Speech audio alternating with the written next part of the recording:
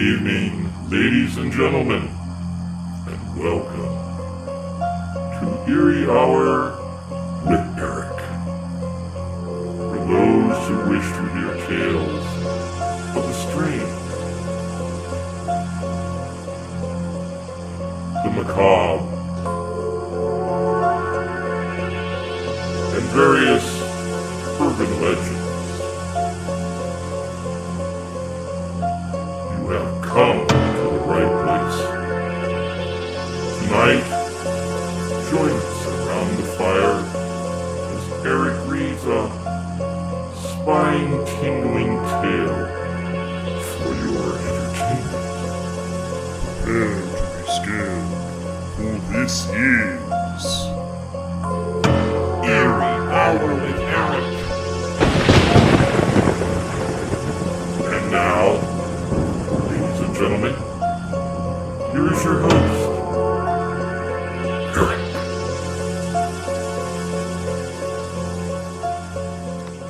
Good evening, ladies and gentlemen, and welcome to Eerie Hour with Erich. As always, I'm your host, Erich Davies, and welcome once again around the fire to hear tales of the strange, the macabre, excuse you, Sorry. and of the unusual. And tonight, as always, I have my faithful cameraman. Say hi to everybody on Facebook. hello. And we have, as always, our two special guests with us. Yo. Hello. And we also have a very special guest with us. You probably know him as the author of our first and fifth episode stories. Please welcome Mr. Frank Gonzalez. Howdy, folks.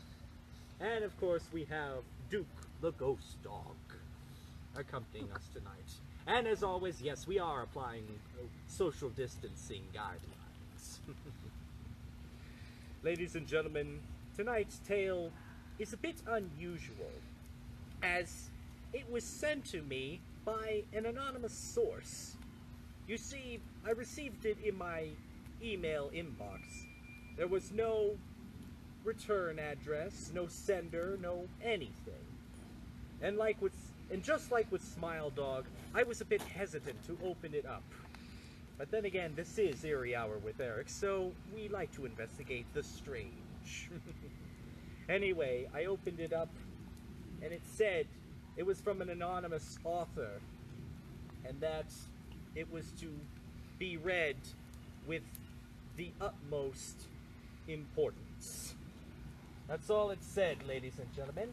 So, as always, let me get my eyes on here so I can read the bloody text. Here we are.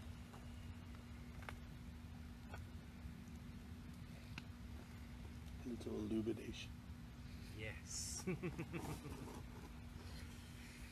And now, ladies and gentlemen, I present to you MUFON File 0009276, also known as the Night Star, from an anonymous author. Every Saturday night, Tom Redding stepped out on his back deck to gaze up at the stars. It was an excuse to have one last smoke before going to bed. In his heart, he still relished the sight of a clear night sky. Situated in rolling prairie, he was far enough and did not have the light pollution of Chicago fade his view. At the same time, he mused about traveling out west to get the best views of the Milky Way and other celestial bodies. No matter, when it was 10 o'clock, he got up from his seat and grabbed his pack of cigarettes. As summer began, he would spend more time out there. He was no existentialist, but he humored the ideas about extraterrestrial life. Though as much as he could grasp from science fiction shows and films, he delivered for FedEx and only entertained those thoughts as a means of escapism. Pardon me, I have some very noisy neighbors.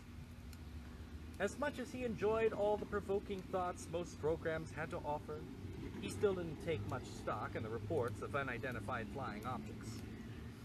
Along his delivery route, he had met many people who asked him if he had, quote, seen that flying thing around last night. He was on the side of a public perception that deemed most UFO witnesses to be uncouth hicks. Living in rolling prairie, he sort of understood how people may have had an innate desire to have something extraordinary happen in their otherwise dull lives. In Indiana, you either live to see the corn grow 80 times over, or you make a pledge to move out. However, Tom was as happy as he could possibly feel. After a long day in the wake of a heavy parcel run, he could find respite in a light meal and a few cold beverages. The cigarette, and it was only just one, helped to signal the finale of a calm evening. After going out this unusual ritual, Tom sat down in his lawn chair and looked up towards the sky. It was hazy in some spots, but most of the known constellations were visible. His phone rang, and this bothered him because it was the one thing he always aimed to do, which was to mentally unplug from the world of handheld devices while lending his mind to the stars. He answered, and it was his friend Ray, who called saying, "Tom, I'm outside right now. Look up towards the north. You could see the glow of aurora.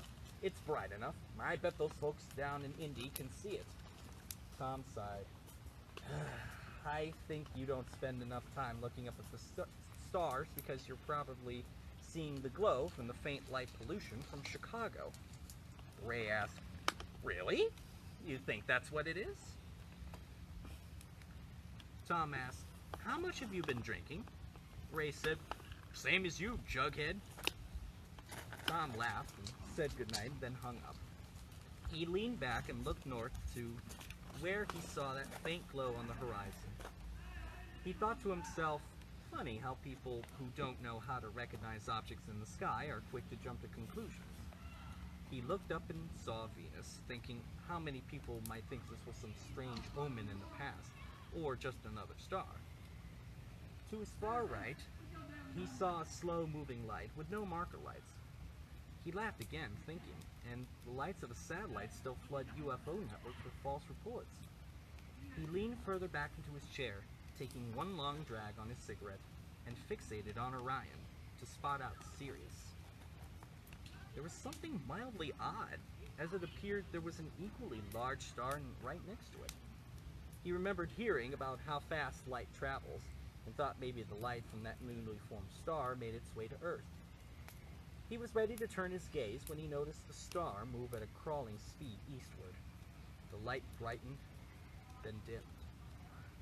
The object came to an abrupt stop. He blinked his eyes several times and took a deep breath. It was starting to get late, and often he felt victim to tired eyes. Suddenly, his mind felt a jolt, as if he had slammed a cup of concentrated coffee. He was breathing erratically and stared up intently at the star. It started to move rapidly until it came to a stop. He now started to think he was indeed looking at something bizarre. If it was possible to put a frame rate measurement in its movement, it wouldn't have been barely half a frame when the object went from motion to idle, even at 60 frames per second. He took another deep breath and tried to reassure himself that what he was seeing had to be the result of exhaustion, enhanced by drinking 4 cans of beer. Tom picked up his phone, and he did what any normal person ought to do, and recorded the light. He zoomed in as close as he could, and of course, the object looked like a white blob on his phone. He fought to keep his hands still, but with each breath he took, the camera moved, and tilted as the object now moved even slower. He laid his phone down and knocked his head back on his chair. The freaking Earth is moving, therefore it makes the light look like it's moving. He sighed in relief and put out his cigarette, resolving now it was time to go to bed. The following morning, he woke up catching himself talking in his sleep. It was 11 a.m. Normally, he set his alarm for 8:30, but he forgot to set it the night before. If that wasn't the case, it still would have been set at 5:45. He thought he must have woke up, then fell asleep right away. He slouched his way to the bathroom, thinking about how he had lost an entire morning when he looked in the mirror and saw his eyes were almost entirely red. He gasped and looked closer. The retina pigment was fairly pink, but blood red towards the bottom eyelids.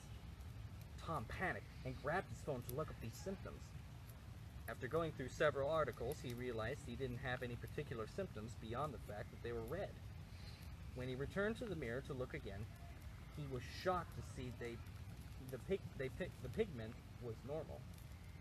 He wiped his hands across his face and thought he must be suffering from mild hallucinations.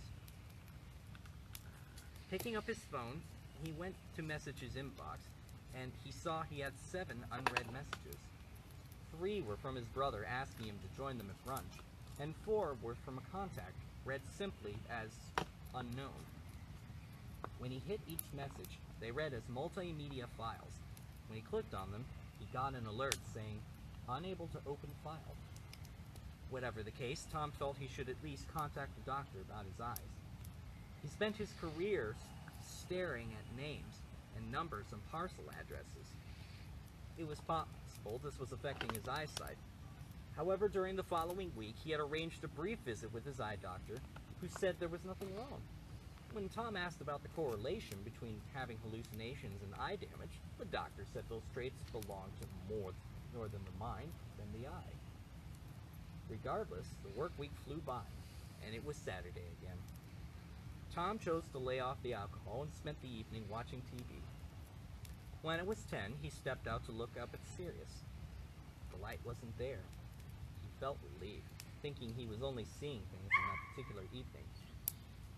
Looking around, admiring the sky as he had always done, he saw a bright light directly above where he was seated. It was moving slowly, but Tom tried to wish it off as an optical illusion that fooled him the previous week. Once again, the light slowed down. Tom became bothered by the mental conflict of wanting to ignore this, but fighting his curiosity at the same time. He held his finger up and kept it still. His arm did sway from the mild gusts in the air, but the object stood still. It then flashed green for a split second, then dimmed out into the void of space. Tom slowly lowered his head, in disbelief of what he had seen. Looking towards the tree line, he saw a bright object lowering vertically, its lights faintly dimmed. There was total silence. All the insects hushed their evening songs, and the bullfrogs ceased their incessant chants. Tom could only hear his own breathing. Out of the silence, the sound of footsteps cracked loudly as each step disturbed the forest bed of fallen leaves. Tom stood up quick as the sound appeared to be getting closer towards his yard. He stumbled back inside and slammed the patio door. He then slid back against the glass and looked back out again. It could have been a coyote, he thought to himself. He walked up to bed, but in his mind he knew he wasn't going to keep these thoughts over his head. Indeed, he found it difficult to fall asleep, pondering ideas for and against what he was possibly witnessing. Maybe he saw a military flare. No, it could have been a shooting star. The footsteps in the woods would have to have been a predator. Then why did all of the animals stop making noises? Waking up late, but not as late as 11, Tom felt very lethargic. He stretched and felt a mild pain in his lower spine. It tingled, then went away. Stretching again and again, the pain didn't return. He went to the mirror, and his eyes had been hideously red. He blinked, and they were normal again. He started to feel nonchalant about the strangeness occurring in his life. This time, he thought he should investigate the woods behind his yard. Before he made his way there, he saw a line of grass had been stained yellow. At close glance, he saw several insects lying dead between the grass blades, which remained standing upright. The surrounding grass was soaked in dew, but the line was bone dry. He didn't think twice to take a picture, and immediately shared it on a UFO group he followed online. Within 10 minutes, he was inundated with comments of UFO enthusiasts proclaiming he had great proof of a close encounter of the second kind. Based on the info scaled by the Air Force UFO researcher J. Allen Hynek, this encounter states that a UFO sighting is accompanied by physical distortions associated with the sighting. One of the commenters sent Tom a private message and said he worked out of Sturgis, Michigan. He wished to stop by if Tom was willing to allow him to investigate the evidence. Tom agreed, and around 2 in the afternoon, the researcher arrived. "You can call me Frank," he said, as he shook hands with Tom. I don't want you to think I'm a weirdo, but this is really exciting to have happen nearby. All we get are the first kind, those close encounters, so the second kind. Well, this is a smoking gun as far as getting proof for UFO research. Tom scratched his head. "I'm glad you came, but I've been thinking all afternoon how a UFO could cause this. I mean, is it from some exhaust or a light beam?" Frank looked intently at the grass and picked up one of the dead insects. "This one looks like he just up and died on the spot. Yet there isn't any residue or markings to show any kind of chemical trace. It's almost as if he had the life sucked out of him." Frank ran over to his truck to retrieve a Geiger counter. He scanned the entire trace, but didn't pick up any radioactive readings. He looked at Tom and shrugged his shoulders. "I'm just gonna go ahead and say this, but you got the potential for some high strangeness happening in your backyard." Tom crossed his arms in frustration. "I'm going to level with you, Frank. I'm going to do my best to keep a level head through all this, but I don't know if I can take any more of this."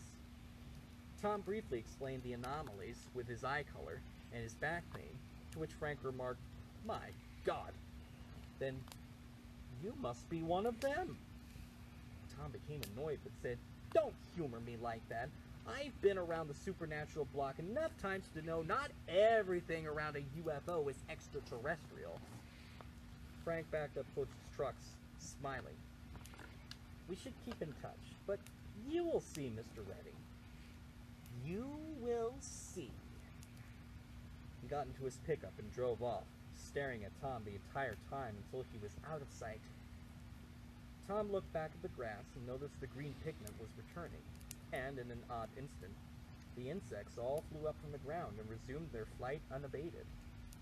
Tom let out a fart and thought to himself, "Well, at least that proves I'm 100% human." Saturday, the following week, he was finishing up his delivery route when his truck stalled on State Road 2. He turned on the ignition several times. The engine did turn on, but let out an explosive backfire that shook the rear tire axles. Thinking there was something terribly wrong beyond his control, he called his boss to notify vehicle maintenance to bring him a relief vehicle. As he hung up, he saw something shining in the sky. His mind instantly diverted from basic explanations, and he started to remember other theories about close encounters of the second kind. A vehicle may act up, the engine will cut out in the presence of a UFO. He still had Frank's number in his call history and dialed it in that very moment. Frank answered, and Tom explained the situation. Frank remained silent after Tom finished his testimony, then said, "I don't know what else to tell you, other than you need to keep a close watch on all your surroundings on a day-to-day basis, 24 hours a day." Tom asked, "You're saying weird stuff, man. Is there something I should be afraid of?" Frank paused again, then said, "I don't know if it's too much to be feared versus we all don't know much about them. If someone could properly document a close encounter of the third kind, we could get some serious bombshell evidence." Tom yelled, "I don't want to be some guinea pig. This whole business about being chosen is driving me nuts because you never told me what it means." Frank remained calm. I know. Because we can't explain. Because we can't explain doesn't hinder from the fact that it is something profound to accept. These beings travel far beyond space and our foreseeable dimensions. To be ordinary and not someone of high importance should leave you in awe of their outreach. That's the extent of what I can discern about these encounters. Tom then recognized his thoughts and rebuked. But this whole close encounter business, none don't have to correlate to the other. It's not some kind of scale where people level up. Frank became firm in his tone and said loudly, "First encounter is a sighting. Second encounter is physical effects from repeated sightings. Third encounter is contact. Fourth is abduction." Tom leaned against the steering wheel and let out a deep breath, then said firmly, "I am not going to allow myself to get fooled by some alien fanatic. I am seeing a UFO. Therefore, I am seeing a craft I cannot really identify." Frank interrupted. "Indeed, but humans have only taken to the air for a little over 200 years. We can know the difference between fixed-wing aircraft, hot air balloons, and dirigibles. Yes, there are flying wings and rather odd-shaped craft honed from war research. They were experimental and failed, so we cannot say all of these sightings can be attributed to said craft. So what else could it be?" Tom then said angrily, "Vehicle maintenance is on their way to look at my truck. I am sorry I called because I was only hoping you could give me a more reassuring explanation." Frank said in a booming loud voice, "No, it's because subconsciously you were wishing I would debunk what you were making claims about. You are in denial what is happening to you, Mr. Redding. You are afraid, and I could bet you are dreading the idea of going home tonight. Please call me again tomorrow. So far, they haven't taken anyone for good. Yet." He hung up right as the tow truck arrived with the company maintenance staff. Tom explained the situation, and when the men attempted to turn the vehicle on, it completely shuddered and let out one last backfire. The men were confused as they recently inspected the vehicle. Nothing appeared to be tampered with or damaged. Still, they guessed it was some faulty mechanism or wiring that gave out. After work, Tom called on Ray to let him borrow a deer trail camera. He lied and said it was to see what was getting into his trash. As soon as he got home, he mounted it against one of the posts on his deck. That evening, he decided he was not going to go outside and proceeded to get drunk heavily so he could knock out to bed early. The only issue with this plan was that a drunken spell didn't necessarily ensure an uninterrupted sleep cycle. Tom did wake up suddenly. The time was not specified in the report, but he did write as follows in this Mutual UFO Network report. "I got up, thinking I was still in my house. When I got out of the room, because I was still lying down in a bed in a room, I came to this hallway. It looked like some hospital, since the floors were some nasty green-colored tile, and the walls being white, like all hospitals usually have. I thought for a moment, then maybe I fell down the stairs, and someone called an ambulance for whatever reason. Then I thought, how is that possible? I live alone, and hardly anyone related to me never ever checks up on me. This hallway looks like it's going into infinity. When I finally get to these double doors, I'm ready to open them when they swing forward at me. I see two generals, Air Force generals, walking in unison, right past me, like I was a ghost or some mentally handicapped guy. So I follow them, and they walk back into my room. They're looking at their phones and barely notice I'm gone. I walk in and ask what I'm doing there. The one general who looks directly into my eyes, points to the bed, and I go lay back down. I told him I was going to the bathroom, and he said to the other general, "Perfect. Then we can really get good samples tonight." I ask what for, and they start talking to each other, but I can't hear a word they're saying. A door opens from the other side of the room, and there's this black figure standing there. The generals look at it and nod their heads as they grab my bed, and it starts to move. I was on a gurney, and I entered an operating room. Dark figures all head away from the lights. I see two little gray guys with tiny white eyes walk up to the gurney, pulling out straps from underneath. I tell them, "You're not from the Lollipop Guild." One of them looks at me and makes a funny gesture with his hand under his chin and runs off. Then, all the sights and images of the room go dark around the overhead light shining on my face. One dark figure appears over my body. In my head, I hear a scary but calm voice ask me, "Are you afraid?" I didn't say it, but I told in my thoughts, "Yes! Damn it, I'm afraid!" The figure then comes closer, and I see that big gray face with two large black eyes and a slit for a mouth. I want to wake up, thinking this is a dream, but I hear plain as day those two generals saying in the background, "It's better we let these ones get it. The normal ones don't like to talk about it." Frank received this report from Tom the day after they spoke on the phone after the vehicle incident. Frank was shocked beyond measure and immediately asked Tom to join him at a meeting where they would both personally present this report to MUFON committee in Michigan. The day they chose to drive there, they were both pulled over with no explanation. Frank was let go, but was not allowed to retrieve his suitcase, which had the file. When he attempted to speak to the committee members later that day, one of the older investigators said sorrowfully, "I wish you had been more decisive in your plans to make this known to us.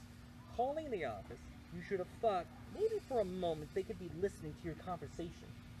Indeed, anytime we've had any possible proof or testimony linking our military working alongside the more aggressive species of sentient life forms, a researcher inexplicably commits suicide, has his home raided to discover a cache of child pornography, or the simplest way out by going back on his testimony."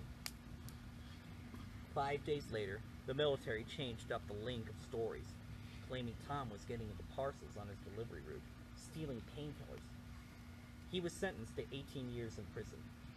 Frank changed his approach to reports, and whenever a witness reported claims of reports of close encounter of the second kind, he would share the trail camera photo he held onto in secret. No one realized Tom had set it up, other than Frank, whom was aware of this when Tom told him about the photo he retrieved. The photo alone would be enough for Frank to use, and as a safety net, would tell witnesses to do one thing he always advised against: call the police. Frank felt more at ease when that one authorities were warned activity would cease. And often it was proven to be the case. If a witness was reluctant, Frank would take out the photo and say, "Well, then you would rather have this thing intrude into your house." Everyone reacted the same, with the immediate covering of their mouth, being at a loss for words. There, in a photo of the darkness of the woods, was the glowing white shape of a tall, gray alien, with its long arms, but eyes glowing white and mouth wide open. A ghastly sight that left Frank himself shaken, unknown as to what he was really looking at. In later months, after reading esoteric materials of a banned variety, he came to only one conclusion: they weren't aliens. Wow, ladies and gentlemen, talk about a really eerie story. But decide this for yourself. Was there really something extraterrestrial going on and Frank and Tom were just caught in the middle of it? Or was it merely a delusion linked to alcohol or drug usage? You decide. And like everything else in life, I must be off.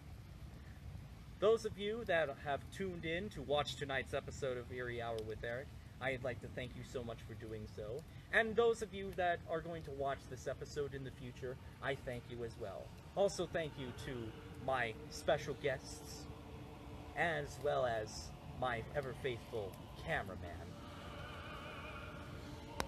But remember, folks, before I go, dreams can become reality. And at the same time, dreams can also become nightmares. But can nightmares become reality? You'll be the judge. As always, don't forget to like my Facebook page, Eerie Hour with Erich, where you'll receive updates about future episodes, as well as things of an eerie nature. Tell your friends, tell your co-workers, tell everybody you know, and let them know that episodes of Eerie Hour with Eric are on every Saturday night at 10 p.m. Until next time, folks, farewell.